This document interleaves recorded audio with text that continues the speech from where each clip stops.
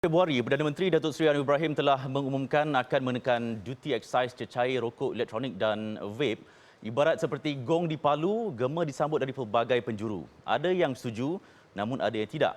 Di sebelah pihak yang menentang berdiri lantang membela hak asasi dengan membawa mesej mengurangkan kemudaratan atau dalam mesej yang lebih jelas, dakwanya vape lebih baik daripada rokok. Manakala di pihak landasan kesihatan pula berpendirian, rokok tetap rokok, hatta ia elektronik turut mendatangkan kesan yang buruk kepada yang menghisapnya. Apatah lagi pelibatan remaja di bawah umur yang semakin hari semakin meningkat. Namun sehingga kini tiada undang-undang yang jelas tentang garis panduan rokok elektronik dan vape di negara ini. Sedangkan isu sensasi ini terkait antara satu sama lain, melibatkan hak pengguna, pemain industri dan juga pejuang kesihatan. Jadi persoalannya bagaimanakah resolusi dapat dibentang di atas meja perdebatan yang akhirnya dipersetujui, disepakati dan diterima semua pihak. Cukai vape, lampu hijau generasi penamat rokok, tirai analisis kini dibuka.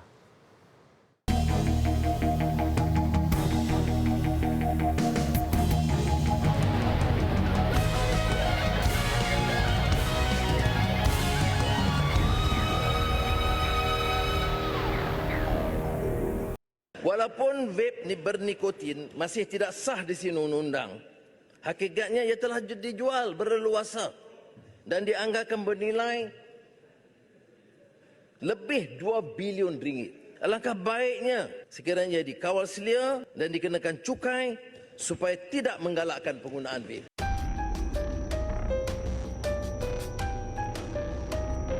Ya, saya setuju. Banyak faktor lah yang mempengaruhi kepada kesihatan kita, terutamanya khasnya kalau kita bahagian dalaman kita iaitu bahagian kesihatan dalaman, jadi kita kena fikirkan faktor daripada segi apa yang kita ambil. Contohnya kalau dinaikkan mungkin orang kurang nak beli barang tersebut.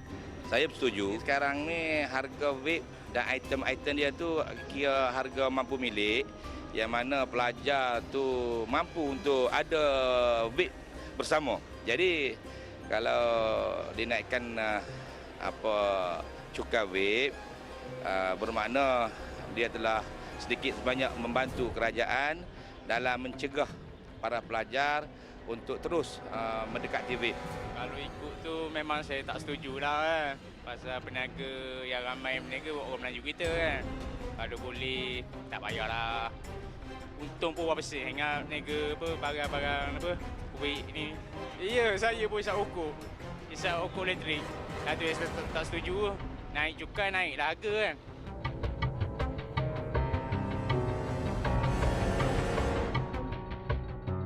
Kalau cukai itu terlalu besar jumlahnya, kan? So, adakah ia besar yang seperti yang kita jangkakan atau ia melebihi kos untuk pembelian satu barang tu? Contoh, biasa kita beli sebelum ni sebotol RM20, tiba-tiba naik jadi sampai RM50. So, dia akan membebankan dan dia membolehkan ada setengah-setengah golongan ni dia akan kembali kepada rokok atau mungkin akan memberi impak besar kepada rokok seluduk ataupun barang-barang seluduk untuk digunakan sebagai harian diorang. Bagi saya, kalau dinaikkan untuk cukai untuk vape pun rasa masih tak ada masalah lagi dibandingkan rokok lah. Rokok macam terlalu mahal lah. Vape ni dia dinaikkan cukai pun masih boleh lagi lah terima oleh masyarakat kita sekarang ni. Tak susah, cuma modal besar lah. Kena tambah sikit dah duit je. Biasa beli 20 dah naik jadi RM25. Macam tu lah.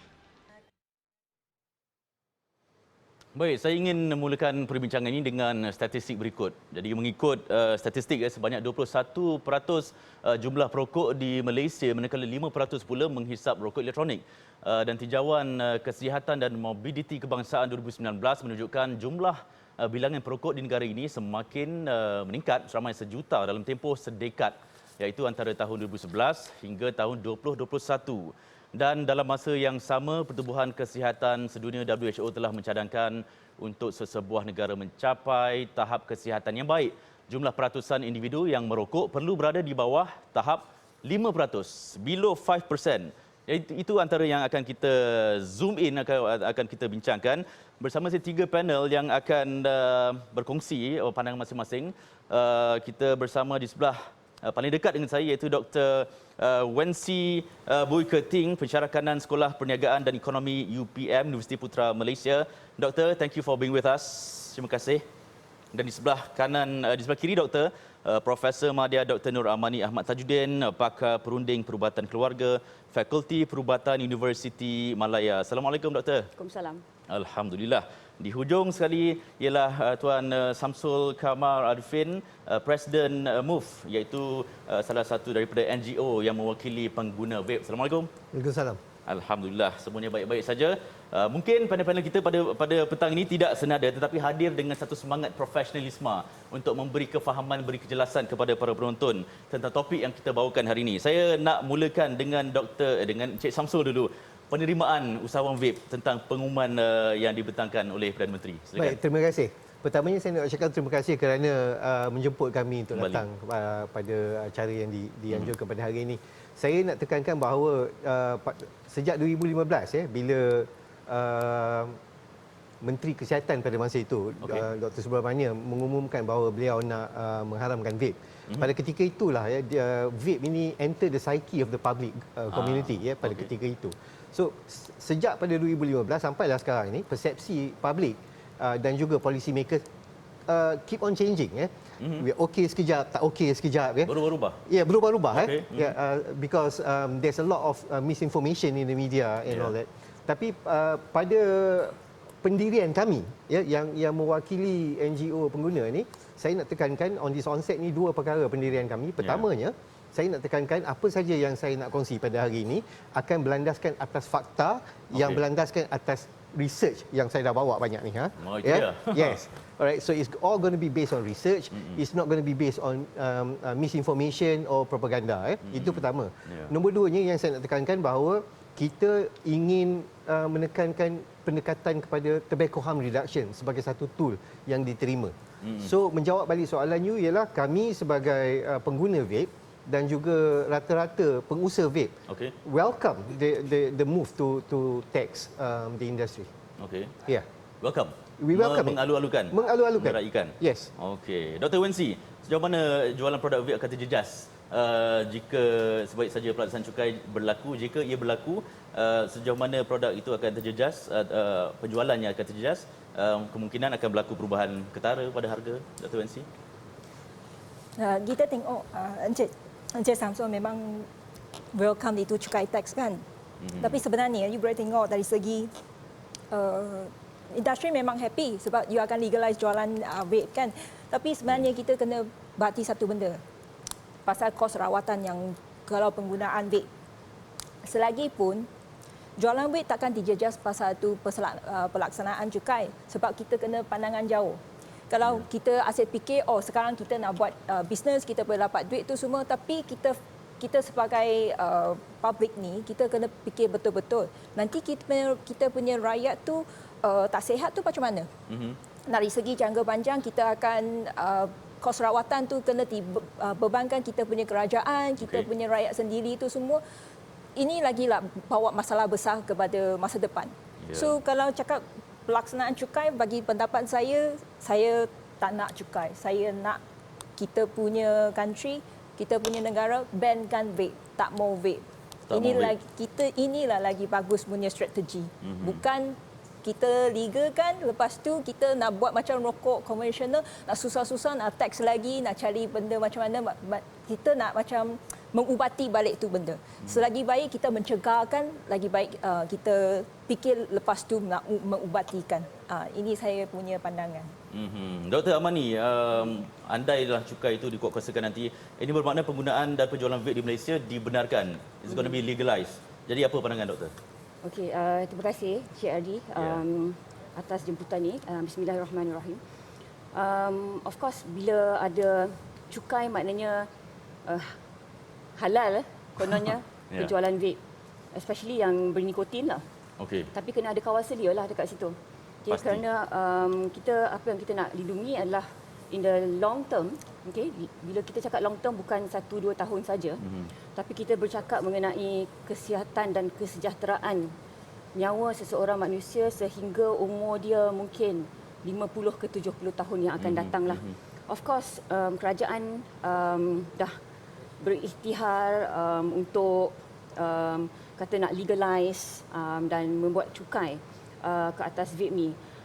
It's fine kerana kita Malaysia ni dah sign satu perjanjian satu ratifikasi dengan WHO FCTC artikel 6. So FCTC ni sebenarnya Framework Convention on Tobacco Control. Dalam artikel 6 ni kita dah berjanjilah bahawasanya segala produk yang berkaitan rokok dan tembakau perlu dikenakan tax dan juga it's called tax and price measures.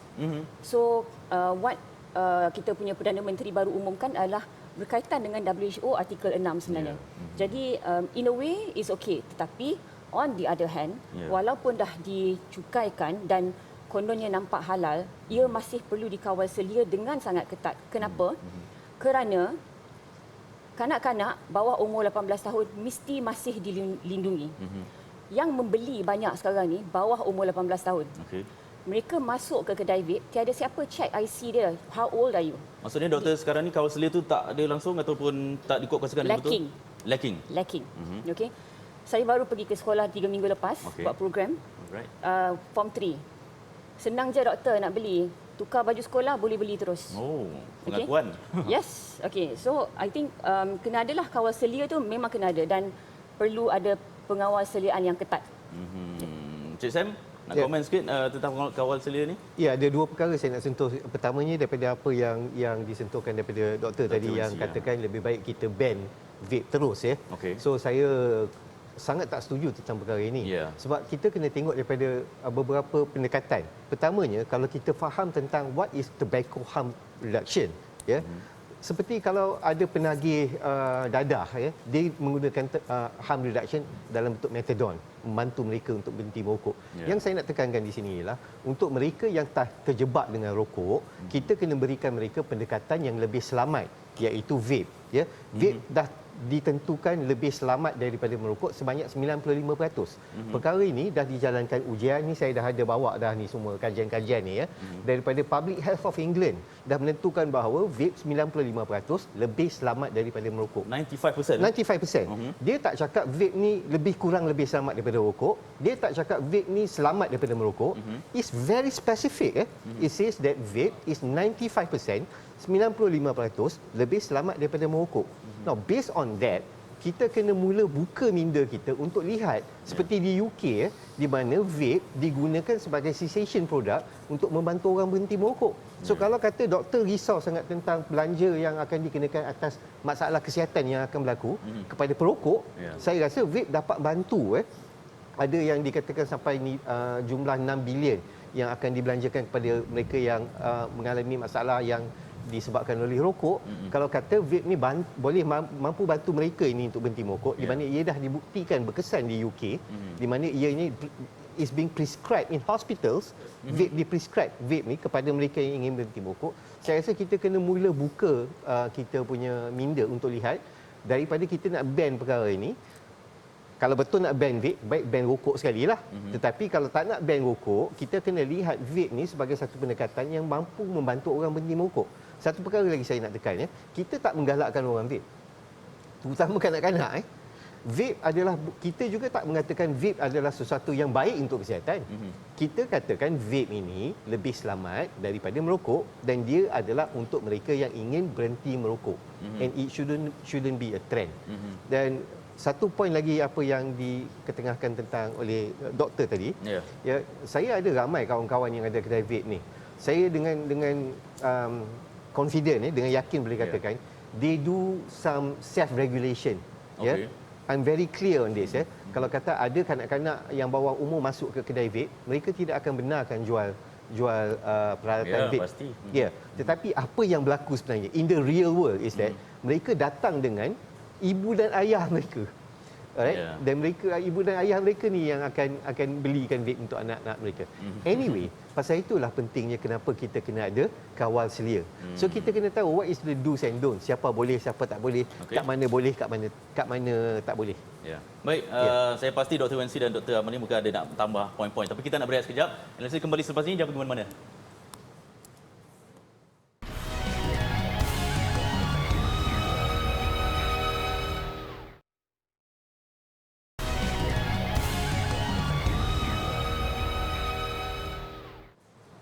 Kembali dalam analisis secara langsung di TV Al-Hijrah dan juga FB Live TV Al-Hijrah. Topik kita adalah pelaksanaan GEG. Kenapa sukar diterima? Saya masih lagi bersama 3 panel yang akan berdiskusi tentang topik ini. Saya nak tanya Dr. Amani. Doktor, of course lah, kena pro kepada kesihatan dan mungkin nak memberi reaksi kepada apa yang disebut oleh Encik Sam tadi. Okey, tadi Encik Sam ada cakap pasal tobacco harm reduction. Harm reduction ni, kita kena tengok dalam konteks health. Kalau kita berlandaskan kepada data daripada England saja, I think itu tak cukup sebenarnya, kerana banyak lagi negara lain, especially our neighbouring countries pun dah ban vape, kerana mereka tahu contoh daripada kesan asap daripada rokok konvensional lah. Ia mengambil masa antara 20 ke 30 tahun untuk seseorang itu mendapat kanser. Ini menurut Surgeon General Report, yang based in America. Okey, so berdasarkan daripada situ, kenapa perlu ada harm reduction untuk vaping menggantikan rokok? Kerana sudah banyak data-data yang dikeluarkan bukan saja daripada England tetapi juga daripada Australia, daripada Malaysia, daripada US yang mengatakan seseorang yang menukar kepada vape kemudiannya boleh menjadi dual user, iaitu pengguna berganda. Dia menggunakan rokok konvensional dan juga vape. Satu lagi adalah isu daripada seseorang itu tidak menjadi perokok langsung, tetapi because sifat ingin tahu dia, mereka menjadi vapor. So primary vapor. Dia mencuba vape. Sebelum tu dia tak pernah merokok. So itu adalah isunya sekarang. Termasuk lagi isu-isu kesihatan yang melibatkan penggunaan vape. Of course, daripada tahun 2020 sampai 2021 kita telah mendapat laporan mengenai EVALI, iaitu e-cigarette related lung injury. Okay. Itu yang berlaku di Malaysia. Ada juga kematian-kematian yang berlaku di negara-negara lain akibat penggunaan vape. Tetapi jangan kata sebab dia menggunakan benda lain. Ini berlaku juga di Malaysia. Pengguna-pengguna kanak-kanak dan remaja sekarang ini menjadi lebih kreatif daripada penggunaan vape dan e-juice. Kerana apa? Mereka meletakkan dadah, contohnya ganja, magic mushroom, dan ada satu baru-baru ni meletakkan, ambil tar di tepi jalan raya, tumbuk halus-halus, masukkan dalam vape juice untuk mendapat kesan high. Ini berlaku di Malaysia? Berlaku di Malaysia, ini adalah cerita budak umur 15 tahun yang saya cakap sendiri dengan mereka di sekolah. Jadinya pengguna-pengguna sekarang ni yang banyaknya sebab industri tembakau sebenarnya mereka tahu perokok-perokok ni sebenarnya satu hari dia akan mati. Because it is a slow death. It's a systematic death, slow death. Okay? Eventually perokok-perokok akan mati. Mereka perlu menggantikan perokok-perokok ini dengan orang baru. Siapa orang baru? Dia takkan gantikan dengan dewasa macam saya ataupun macam you. Dia akan influence kanak-kanak dan remaja untuk jadi perokok baru. How do they influence? By all these vapes and also different flavorings, different colorings and macam-macam perisa dalam vape sekarang ni. So itu macam mana industri sebenarnya memainkan peranan dalam membuat perokok ataupun vapor barulah di Malaysia ni. Maksudnya daripada seorang yang tidak merokok ataupun zero, start dengan vape dulu? Yes, betul. Alright, Dr. Wensi nak tambah? Tu macam kita pun boleh nampak lah macam kita punya neighbouring country Thailand dengan Singapura memang sudah ban on vape kan. According to WHO kan kita sudah ada 37 country ban untuk penggunaan electronic cigarettes ni. Kalau cakap pasal Encik Samsul tadi kata ni apa vape akan tolong kita perokok kan. Tapi kalau macam Australia case, yes they ban vape, lepas tu kalau you nak beli vape dengan doktor punya description, itu baru betul-betul kata you nak tolong perokok untuk quit from smoking. Lagi kita tengok kita punya NHMS 2019 tadi kata kita ada 5% perokok penggunaan electronic cigarettes kan? Ya, statistik. Tapi kita boleh tengok lagi secara detail, kita boleh nampak banyak tu adalah orang muda, bukan orang tua yang orang yang biasa smoke tu dia pergi guna elektronik. Itu orang baru macam Prof pun kata banyak budak-budak start smoking tu semua, ini yang sangat bahaya. Saya nak tambah sikit Encik Adi. Tadi sebab kita cakap pasal England kan. In the past 1 decade sebenarnya England dah melaporkan dalam Action on Smoking and Health sebenarnya yang peratusan vapor di negara mereka semakin meningkat. Dan di kalangan kanak-kanak dan remaja di negara mereka antara umur 11 hingga 17 tahun daripada tahun 2021 sehingga tahun 2022 berlaku peningkatan daripada 11.2% sehingga 15.8% penggunaan vape di kalangan kanak-kanak dan remaja di England saja. Okey. Jadi apa yang kita nampak di situ, yes, of course saya setuju dengan Encik Sam tadi that England is using vape as a method of maybe smoking reduction, alternative. Yeah. However, okay, mereka mengalami masalah di kalangan remaja sebab walaupun mereka kata 18 tahun ke bawah macam Malaysia lah tak boleh beli. Tapi how kukuh kawal selia tu. England pun tak boleh, Malaysia kan. Kalau kita pandang sangat ke England, Malaysia macam mana? So we have to be stronger than that. Kita tak boleh sentiasa dijajah dan dijajah oleh mereka. Sampai sekarang pun kita nak jajah, sampai bila kita nak merdeka? Ya.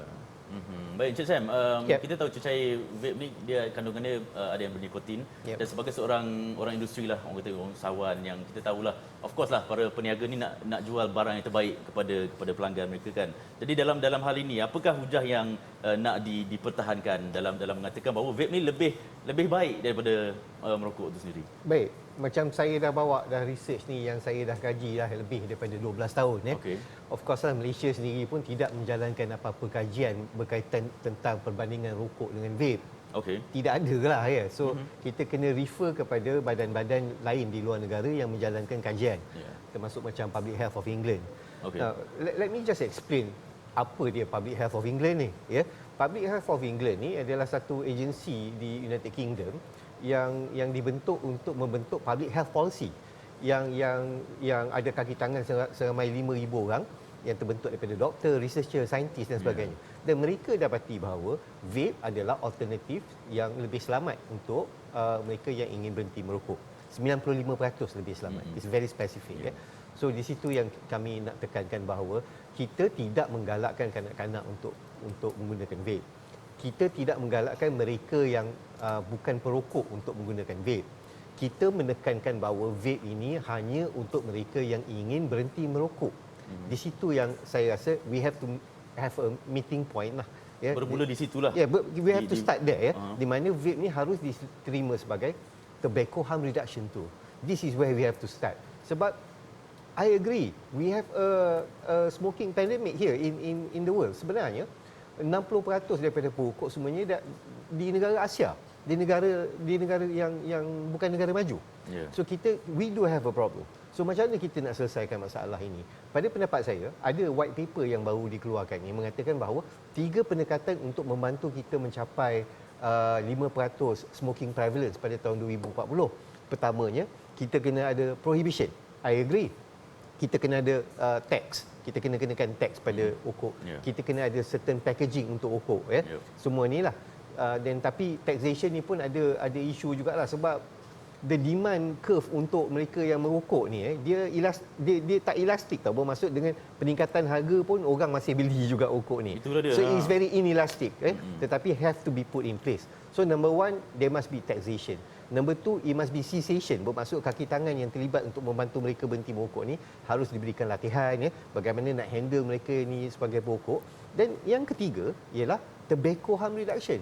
So saya ulang, 3-prong approach untuk membantu Malaysia mencapai 5% smoking prevalence by 2040 ni ialah pertamanya is prohibition, keduanya is cessation, and ketiganya tobacco harm reduction. So saya nak tekankan sekali lagi, saya rasa semua kita ni have to keep an open mind. Why not we base our decision on data and science, which is very clear and prevalent now to show that memang vape ni harus diterima sebagai tobacco harm reduction. Dan sedikit saya nak touch pasal EVALI tadi ya. Now, this is what I mean by misinformation.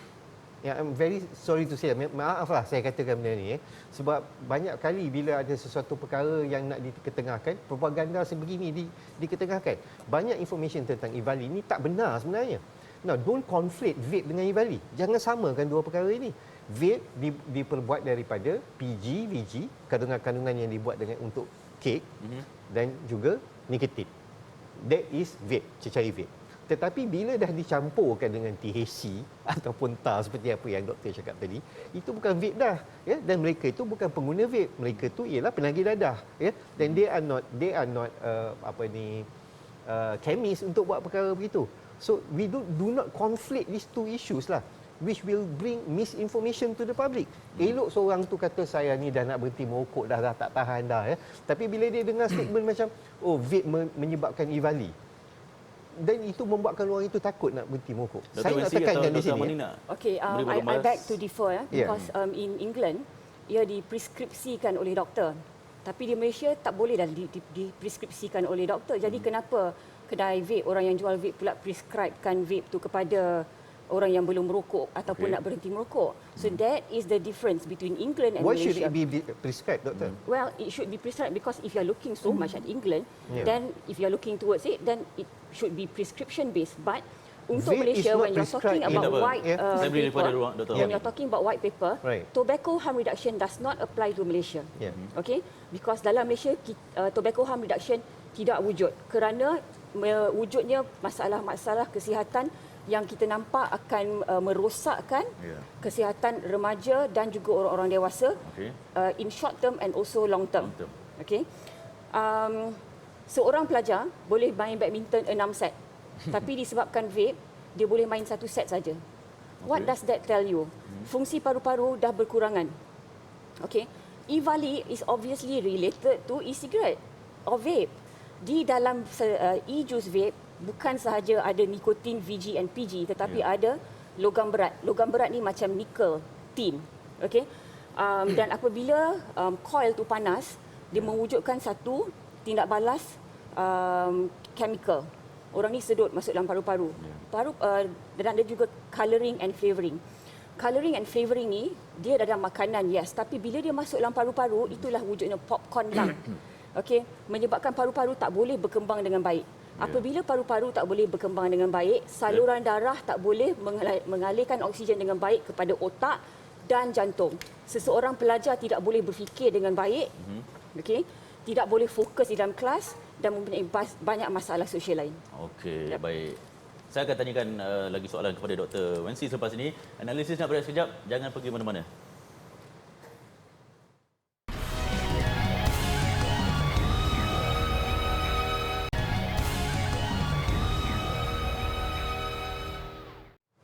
Masih dalam analisis secara langsung di TV Al-Hijrah, saya nak terus bertanya kepada Dr. Wensi.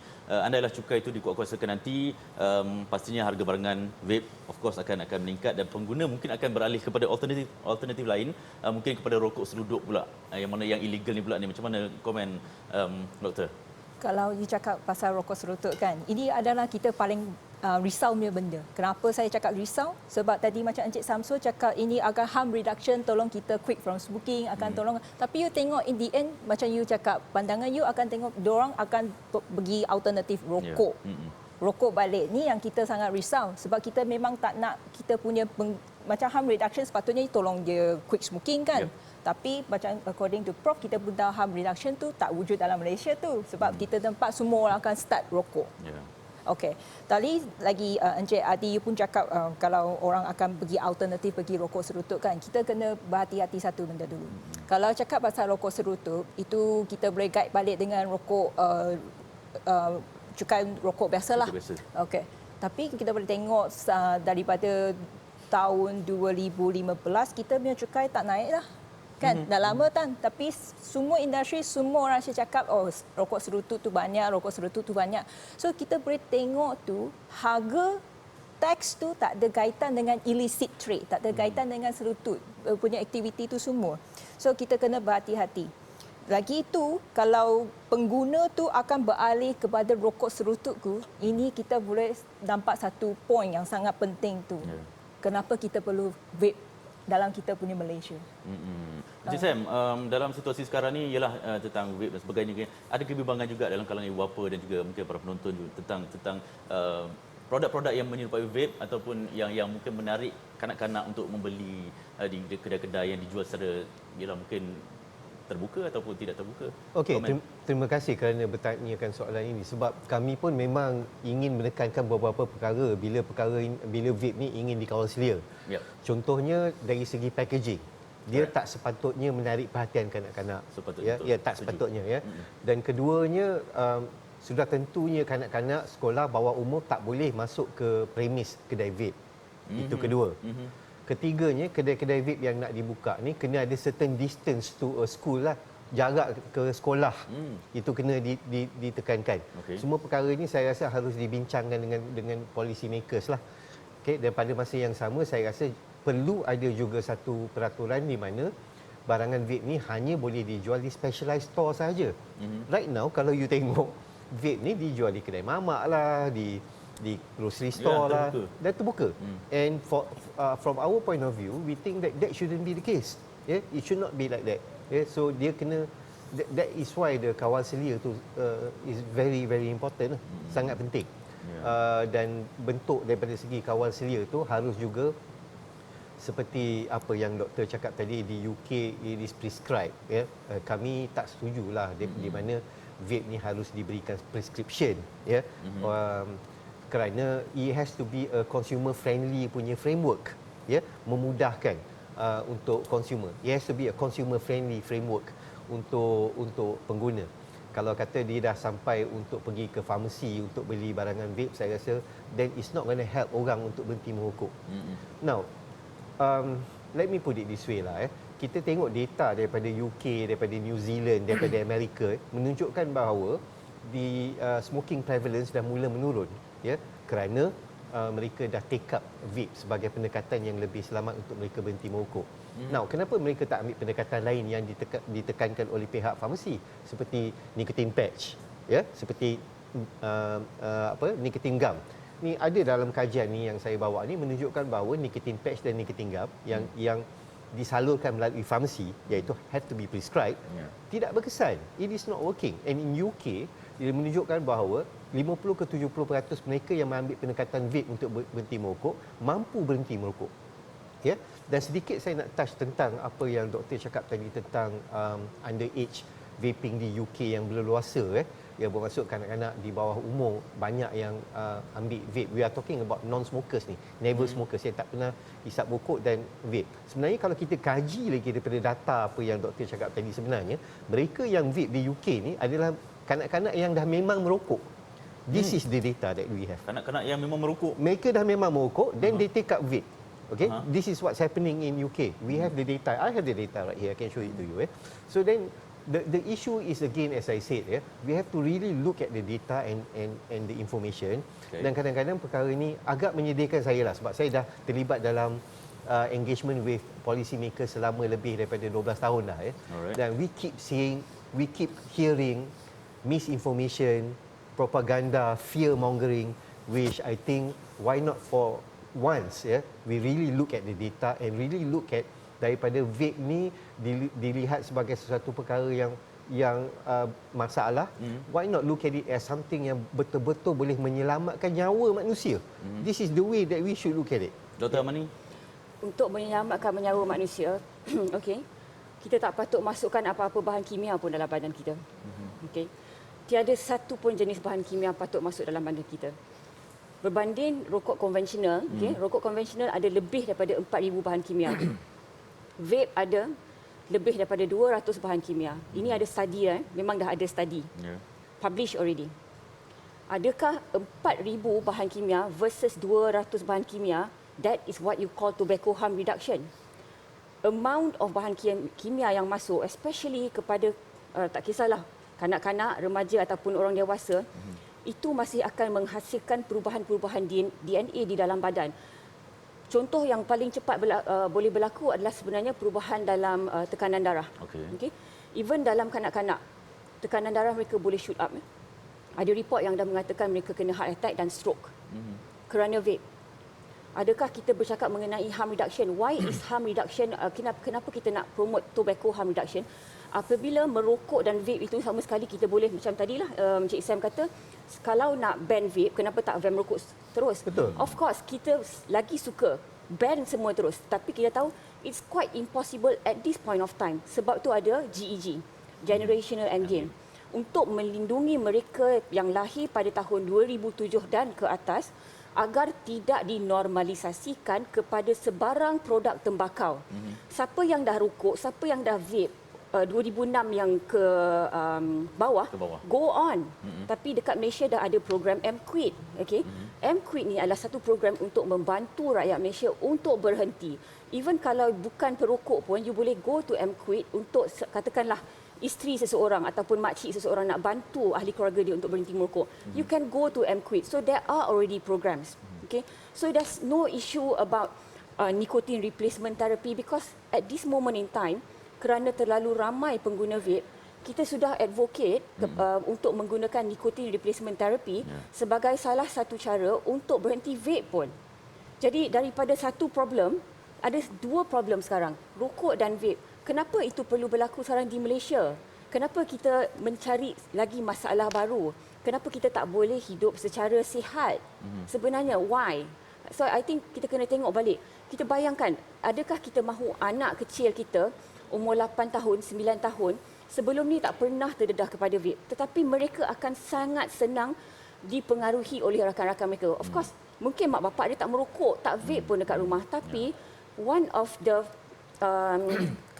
finding daripada Tekma 2016, macam mana you start vape. Nombor satu, contoh daripada you apa. Nombor dua adalah pengaruh rakan sebaya. Nombor tiga, kerana ingin mencuba barang yang baru. Betul. Jadinya, the things macam ada satu roti jagung. This is very enticing. Ini produk-produk yang ada di Malaysia yang dijual? Ini ada produk di Malaysia. So satu tu adalah roti jagung yang benar. Tapi satu lagi is actually vape. Kalau orang dewasa pun suka makan roti jagung, budak-budak pun suka. So they get confused. Okay, yang ni macam Coca-Cola. Ini is they are selling it as ada vitamin. It is harmless. To children dia akan percaya. Dia akan percaya kerana minda mereka masih perlu dibimbing. Sampai umur 25 tahun barulah mereka punya brain mature. Up before 25, we are still the mature adult yang masih perlu membimbing mereka ke arah kebenaran. Is vape kebenaran? No, definitely not. Sebab dah ada banyak report dekat Malaysia pun dah ada. Letak vape, letak dadah dekat dalam itu, merosakkan badan. Okay. Why are we doing it?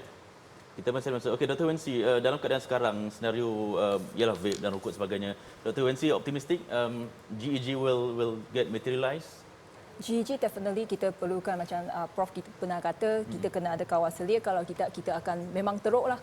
Sebab macam Encik Samsul tadi kata kena ada description dalam macam nicotine page tak efek tu semua itu daripada London punya research kan. Tapi according to WHO bukan. Ini memang efektif. Kenapa kita perlu description? Sebab you tak nak orang overusing on it. Tak mau terlalu melampau guna. So tengok you tengok balik itu vape. Orang tu tak ada description. So dia cakap, oh saya rokok sebab saya nak quit rokok, so saya vape. In the end dia akan vape lagi sebanyak lagi. So ini takkan tolong. Dari statistik kita punya Malaysia survey, tunjuklah dari 2006 sampai sekarang, kita punya smoking prevalence rate tu tak jatuh banyak tu. Memang sedikit je. So you cakap kalau memang efektif selamatkan kita punya perokok, tolong diorang quit tu semua, tak efek, tak kesan pun. In the end you buat lagi macam Prof kata, orang tu sudah ada problem dalam rokok tu, lepas tu dia pindah bagi rokok problem vape juga. So memang tak ada selesai. Alright, itu pandangan daripada Dr. Wensi. Analisis yang berehat sekejap, kita akan kembali selepas ini dengan pusingan akhir, insya-Allah.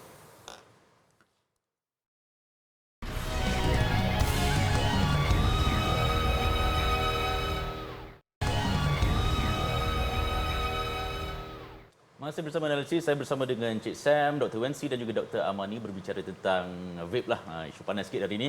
Encik Sam, what is speaking pula? Apa expectation Encik Sam GEG ni to be fair to everybody, nak pro kepada semua pihak ni, apa pandangan? Pandangan saya begini, GEG ni kalau kita beroperasi dalam the ideal world, a perfect world, then GEG bill ni is something that will work lah. Tapi unfortunately kita ni dalam dunia yang sebenarnya. Dan kalau kita tengok GEG bill ni pada pendapat saya ialah satu perkara yang agak sukar untuk diimplementkan dengan secara efektif. Saya bagi satu contoh kenapalah. Kita ada masalah illicit cigarette yang dah berpanjangan selama lebih I don't know 20 tahun ke yang masih belum selesai lagi. So masalah itu pun belum selesai lagi dan bagaimana kalau kita nak melaksanakan GEG ni kalau katakan seorang tu dia jatuh dalam bracket umur GEG dan dia tak boleh merokok dan dia tak boleh vape can you assure me, boleh tak siapa-siapa boleh pastikan kat saya mereka yang jatuh dalam umur bracket GEG ni tidak akan terdedah kepada rokok seluduk. That's my point. So my point is that memang nampak cantik lah bil GEG ni tapi pelaksanaannya perlu kena ada interagency punya enforcement sepatutnya. Sepatutnya. Tapi setakat ini pun kita tak nampak di mana masalah serius tentang illicit cigarette di mana setiap 10 kotak rokok 6 kotak ialah rokok haram masalah ni pun belum selesai lagi.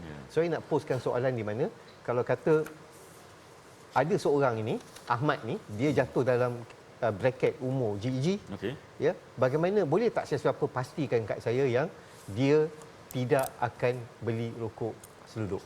Yes. Alright. Dr. Wensi, andailah GEG tak dikuatkuasakan mungkin atau bertangguh-tangguh sebagainya, adakah dia memberi kesan kepada usaha KKM untuk pastikan ialah nak jaga kesihatan, kualiti kesihatan nak diperbaiki, diperkasakan? Komen doktor? GEG tu sangat-sangat penting. Okey, macam tadi Encik Samsul kata takutlah kita mesti ada rokok selutut punya problem belum settle. Kenapa kita nak GEG tu semua kan? Tu you boleh tengok dah. Rokok selutut tu tadi kata 6 kotak itu illicit kan. Sebenarnya jangan dipengaruhi oleh industri punya estimate. Ini kena berhati-hati. Kita punya Malaysia sudah ada study. Kita find out that kita punya rokok selutut tak setinggi macam industri punya claim. Ini kena berhati-hati. Kita kena ikut study yang betul. Jangan ikut study yang salah. Lagipun GEG tu sangat penting macam Prof tadi kata kita kalau tak ada kawan, sesiapa pun boleh guna. Terutama overdose, overuse. Kita punya statistik tunjuk memang banyak orang rokok tu semua. Lagipun yang paling penting dari segi ekonomi kita kena tengok kalau kita tak control, kita tak ada GEG, kita ada kos rawatan yang sangat-sangat beban kita punya kerajaan. Sebab kita memang tahu rokok dengan vape ni you akan bawa orang sakit tu semua. Dari segi jangka panjang kita boleh nampak kalau kita tak stop orang vape ke rokok tu, orang akan sakit. Orang sakit, orang kena pergi hospital, orang tak boleh kerja, orang lost productivity. Ini beban ke atas perokok tu seorang saja. Tapi you fikir kalau keluarga dia kena jaga dia. Kena terlepas peluang pekerjaan dia orang. Ini lagilah teruk. Dari segi kita punya segi ekonomi, kita pun nak kita punya rakyat sihat. So kita boleh produktif, kita boleh lagi lah membawa lagi banyak keuntungan, income kepada negara kita. Ini barulah betul-betul kita nak. Ini kenapa KKM selalu nak kita punya rakyat sihat. Ini yang penting. Bukan kita cakap kita nak control orang, kita tak open minded. Kita bukan. Yang kita punya KKM main asas tu, kita nak kita punya rakyat sihat, produktif, bawa pendapatan. Selagipun semua orang suka cakap vape tax akan bawa tax revenue untuk kita punya kerajaan tu semua kan. Sebenarnya berapa banyak boleh bawa? Let's say saya assume lah satu perokok, satu vape tu boleh vape 15 ml satu minggu. So kalau macam ni pun lebih kurang 500 juta boleh bawa tax revenue tu kita punya kerajaan. Tetapi ini kena bawa mekanisme baru, cukai baru, undang-undang baru. Sekarang kita sudah ada mekanisme cukai rokok konvensional. Kita 4% memang mekanisme semua ada, framework semua ada kan. So kita cuma perlukan naikkan 4% sebatang tu jadi 77 sen, kita sudah boleh membawa 800 juta tax kepada kita punya kerajaan. Pendapatan ni lagi senang didapat. Compare you nak lepaskan vape kepada kita punya rakyat guna, lepas tu baru nak control penggunaan, nak naikkan tax, naikkan harga. Tapi pun kita kena risau, adakah naikkan kita impose tax tu, adakah industri akan serap ke akan semua paskan itu consumer. Semua pun tidak dipasti lagi. So jangan nak cakap nak bawa tax revenue untuk country kita, cakaplah kita punya rakyat akan susah pasal vape, tak boleh continue business ke apa. Sebenarnya kita punya rakyat sangat bijak. kita tengok masa MCO kan, kita punya banyak restriction, tak boleh buat bisnes tu semua, tapi kita punya rakyat memang bijak, dia orang akan find a good way to do their business, and everything is okay, is good. Menginovasikan pelbagai benda lah. Yes, that's my opinion. Dr. Amani, tadi Encik Sam ada mengutarakan kebimbangan dan tidak menolak kemungkinan rakyat akan mengambil rokok seludup jika GEG dilaksanakan. Apa yang perlu diperhalusi oleh pihak kerajaan ataupun pihak yang mendraftkan GEG itu? Okey. Draft tu dah diperhalusi oleh satu jawatan kuasa yang diwakili oleh semua ahli politik. Dan dalam draft tu kadar denda dah dikurangkan. Daripada dia nak rampas, dia nak buat spot check dalam beg, dah tak boleh buat dah. Tapi if you vape and memang you vape depan katakan penguatkuasa, yes, boleh rampas. Lepas tu you kena buat khidmat masyarakat. I think that's a very good way untuk mengajar seseorang. Tapi saya nak juga mengatakan yang bahawa GEG ni mengenai exposure kepada illegal cigarette. Tujuan GEG adalah untuk mendenormalisasikan tabiat merokok sebarang jenis produk rokok termasuk shisha, snus, vape, semua. Apabila seseorang kanak-kanak, dia memang dah tak terbiasa tengok rokok ataupun vape, buat apa dia nak pergi tengok rokok haram tu? Dia tak tahu, dia tahu, that's haram. Dalam Islam pun memang haram. Kenapa kita nak halalkan benda yang haram? Betul tak? So that's another point. Another point I would like to tell a story about my patient. Patient saya kata satu hari, doktor, saya dah berhenti dah rokok. Oh, okay, that's very good. Alhamdulillah.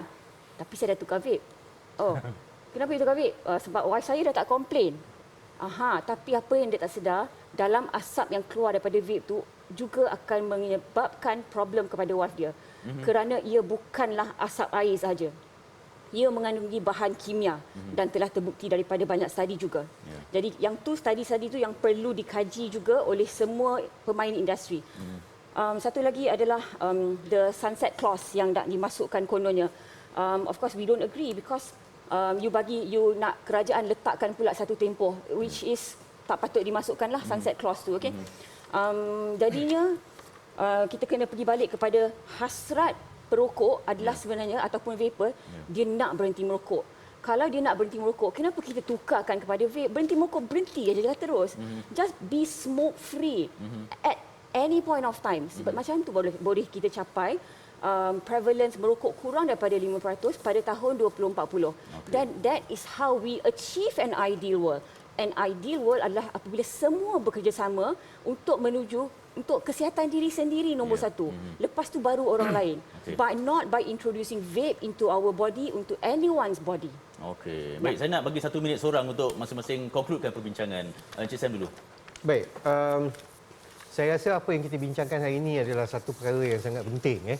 Ia bukan saja yang berkaitan tentang pengutipan cukai, bukan saja tentang perkara-perkara yang teknikal, tetapi pada saya yang dah terlibat dalam perkara ini yang agak lama, saya lihat perkara ini adalah sesuatu perkara yang mampu menyelamatkan nyawa macam saya cakap tadi. If it is done correctly, firstly, kalau kita lihat perkara ini sebagai harm reduction, saya pun kurang faham dan confused sikit daripada feedback daripada dua doktor tadi sebab mereka quote WHO, tapi WHO pun under FCTC ada artikel 1D yang juga menekankan tentang tobacco harm reduction. So I think if we were to look at vape as a tobacco harm reduction, membantu mereka yang merokok untuk berhenti merokok, kita dapat bantu mereka mengurangkan daripada segi bebanan kos perubatan daripada peringkat kerajaan. So dari peringkat kerajaan ianya dapat membantu. Dan daripada peringkat enterprise, ia dapat membantu mereka yang dah menjalankan perniagaan ini untuk menjualkan produk-produk mereka untuk membantu orang berhenti merokok. That is on enterprise. And lastly, on public health alone, ia dapat membantu mereka yang merokok ni untuk berhenti merokok. Again, I nak reiterate, vape ni bukan untuk mereka yang bukan merokok, vape ni bukan untuk mereka yang underage. And saya faham kita tak nak benda asing masuk dalam badan kita. This is not for those who are non-smokers or non-vapers. This is untuk mereka yang nak berhenti merokok. Alright. 1 minit lebih tu. Dr. Wensi, 1 minit. Lagi Encik Samsul suka guna harm reduction sebenarnya perkataan tu. Itu yang sangat-sangat tak bagus lah. Mungkin saya boleh main satu game dengan Encik Adi. Senang je. Kalau saya bagi you 3 pilihan. Satu tu you makan ubat tu, you akan sakit teruk. Second tu, saya bagi you ubat tu, you makan, you sakit sikit-sikit je. Yang ketiga tu, you tak payah makan ubat tu semua. Mana satu pilihan Encik Adi pilih? Yang kedua. You nak sakit sikit-sikit. Yang ketiga tu langsung, yang ketiga akan sihat. You tak payah makan apa-apa ubat. Yang ketiga lah. Tu yang biasalah. Kita pun tahu yang ketiga tu, you tak makan ubat, you tak payah ambil benda yang akan bawa besar ke kecil but your example is irrelevant to the situation. You're taking my time. Okay. Dr. Amani. Okey, so contoh yang baik datang daripada penguasa kerajaan. Correct. Dan turun ke bawah. Semua ahli dalam masyarakat, bukan ibu bapa saja, memainkan peranan untuk melindungi anak-anak kecil dan remaja daripada terdedah kepada asap rokok dan tembakau. Okay. Kalau ini adalah platformnya untuk mewujudkan generasi bebas asap rokok, then let it be today. To be free from smoke at all costs. No vaping, no smoking. At any point of time. Jadi kita tanya diri kita sendiri, adakah kita mahu anak kita sihat for the next 50 years ataupun kita nak tengok dia masuk hospital lagi 5 tahun kerana vape. Alright, itu dia. Terima kasih banyak Dr. Mani, Dr. Wensi dan Encik Sam atas perkongsian hari ini. 1 jam yang cukup menarik sekali. Okey, para penonton, tidak kira pengguna, peniaga atau badan pelaksana, masing-masing perlu bersatu hati mencari kata sepakat. Sekiranya undang-undang dikuatkuasakan, perbincangan meja bulat perlu dilaksanakan bagi mendengar pendapat dan segera dilaksanakan. Setidak-tidaknya usaha perlu dimulakan. Ibarat seperti biji benih yang baru disemai namun hasilnya dilihat lumayan. Kita tidak boleh hanya pentingkan diri sendiri. Bayangkan masa depan anak cucu kita sekiranya nikotin menerajui minda. Selain itu, latih dan kawal anak-anak remaja kita. Setidak-tidaknya usaha ini dimulakan dari peringkat akar umbi menuju ke arah kurang 5%. Kurang 5% perokok sebagai penanda aras negara sihat yang disyorkan oleh WHO. Jadi semoga akhirnya muncul sinar dan membawa end game kepada isu ini. Saya Adi Herman Marzi, satukan ummah dengan ilmu dalam membentuk Malaysia Madani. Terima kasih. Assalamualaikum warahmatullahi wabarakatuh. Selamat petang Malaysia.